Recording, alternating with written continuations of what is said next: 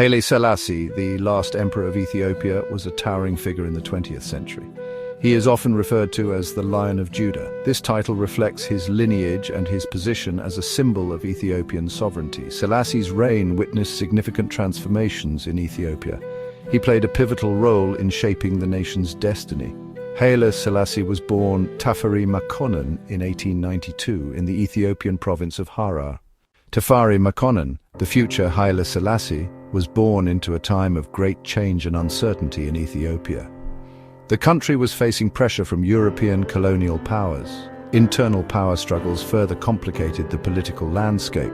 Tafari's upbringing was shaped by a mix of traditional Ethiopian values and modern education. He received a traditional education in his early years.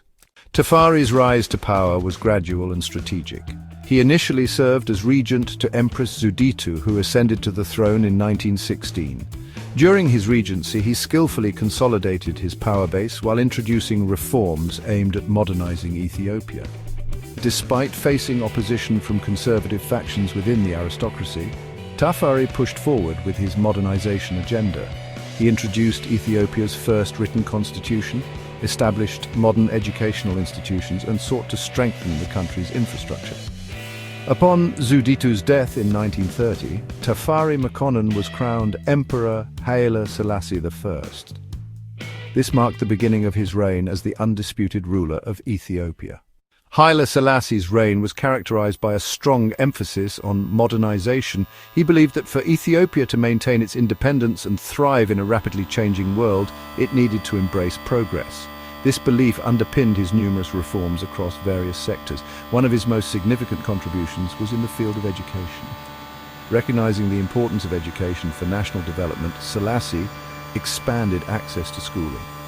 He established new institutions and reformed the curriculum to incorporate modern subjects. He also sent promising Ethiopian students abroad for higher education.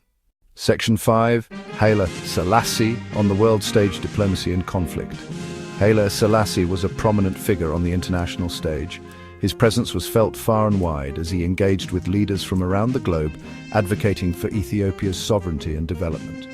He skillfully navigated the complex world of international diplomacy, seeking to raise Ethiopia's profile and secure its interests. His diplomatic efforts were not just about politics, but also about fostering economic ties and cultural exchanges. His efforts led to Ethiopia joining the League of Nations in 1923.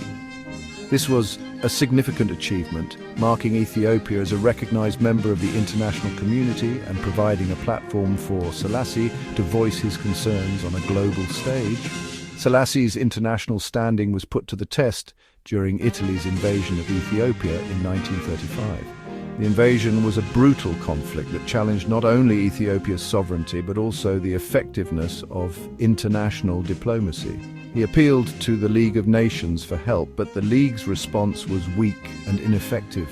Despite his passionate plea, the international community failed to take decisive action, highlighting the limitations of the League and the challenges of collective security.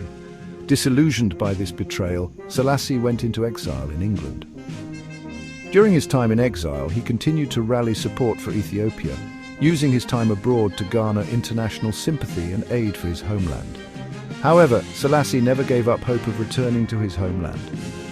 His resilience and determination eventually paid off as he returned to Ethiopia in 1941, reclaiming his throne and continuing his efforts to modernize and strengthen his nation.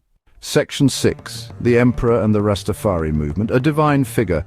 Beyond the realm of politics and diplomacy, Haile Selassie's influence extended into the realm of religion and spirituality. He is considered a divine figure by members of the Rastafari movement, which emerged in Jamaica in the 1930s. Rastafarians regard Haile Selassie as the embodiment of God, or Jah, on earth. They revere him as the returned Messiah, fulfilling biblical prophecies about the second coming of Christ. Selassie's coronation in 1930, which was widely publicized, played a crucial role in solidifying this belief. Section 7. Challenges and controversies. Dissent and the Derg. Despite his achievements, Haile Selassie's reign was not without its challenges and controversies. His efforts to modernize Ethiopia were met with both praise and criticism. While he was celebrated for his role in establishing Ethiopia as a symbol of African independence, his governance faced significant opposition. As Ethiopia modernized, social and economic disparities grew, leading to discontent among certain segments of the population. The rapid changes brought about by modernization created a divide between the wealthy elite and the impoverished masses, exacerbating existing tensions. Opposition to his rule began to emerge, particularly from students and intellectuals. These groups were increasingly vocal about their dissatisfaction with the status quo, demanding political reforms and greater social justice.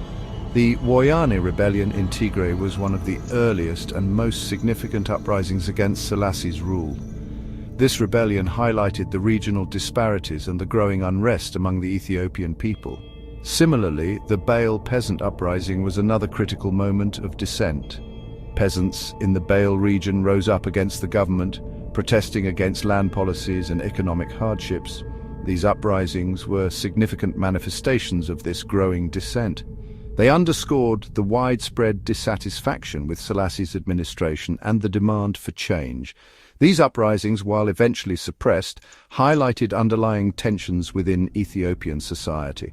The government's response to these rebellions was often harsh, further fueling the discontent among the populace. These events exposed the limitations of Selassie's top-down approach to governance. His inability to address the root causes of the unrest and his reliance on military force to maintain control ultimately weakened his position. In 1974, a group of military officers known as the Derg seized power in a coup d'état, effectively ending Selassie's reign. This marked a significant turning point in Ethiopian history, as the Derg sought to implement radical changes and address the issues that had plagued the country for decades. Section 8. Legacy of an Emperor. Remembering Haile Selassie. Haile Selassie's legacy remains complex and contested to this day. He is revered by some as the father of modern Ethiopia, credited with his modernization efforts, his role in liberating Ethiopia from Italian occupation, and his advocacy for African unity. His establishment of the Organization of African Unity, the precursor to the African Union, solidified his status as a Pan-African icon. He is remembered for his eloquent speeches at international forums where he championed the rights of colonized people and called for a more just and equitable world order. Section 9. Conclusion. A complex legacy. Haile Selassie's life and reign embody the complexities of 20th century Africa. His story is one of ambition, resilience, and profound influence, not just within Ethiopia but across the entire African continent. He was a modernizer who sought to propel Ethiopia into the modern world, initiating numerous development projects and infrastructure improvements. His vision was to transform Ethiopia into a beacon of progress and innovation. While grappling with the legacies of colonialism and the challenges of nation-building, the scars of colonialism were deep, and the task of unifying a diverse nation was monumental. He was a skilled diplomat who navigated the treacherous waters of international politics, forging alliances and advocating for Ethiopia on the global stage. His diplomatic efforts were crucial in maintaining Ethiopia's sovereignty and influence, advocating for African unity and independence. He was a prominent figure in the Pan-African movement, inspiring many African nations to seek independence and self-determination. His legacy is multifaceted, marked by both achievements and shortcomings. While he achieved significant progress, his reign was also marred by controversy and dissent. His modernization efforts brought about significant progress, including advancements in education, healthcare, and infrastructure. These efforts laid the foundation for Ethiopia's future development, but they were often implemented in a top-down manner, leading to discontent among various segments of the population. Many felt that their voices were not heard and their needs were overlooked. Overlooking the needs and aspirations of many Ethiopians. This disconnect between the government and the people created a sense of alienation and frustration. His focus on centralizing power, consolidating authority within the central government, was seen as necessary to maintain stability and control. While understandable in the context of a nation facing external threats, such as invasions and internal conflicts, it also stifled regional autonomy and local governance, ultimately contributed to his downfall. The growing discontent culminated in a revolution that ended his reign, leaving a complex and enduring legacy that continues to be debated and analysed to this day. Don't forget to like, share and subscribe for more fascinating historical insights.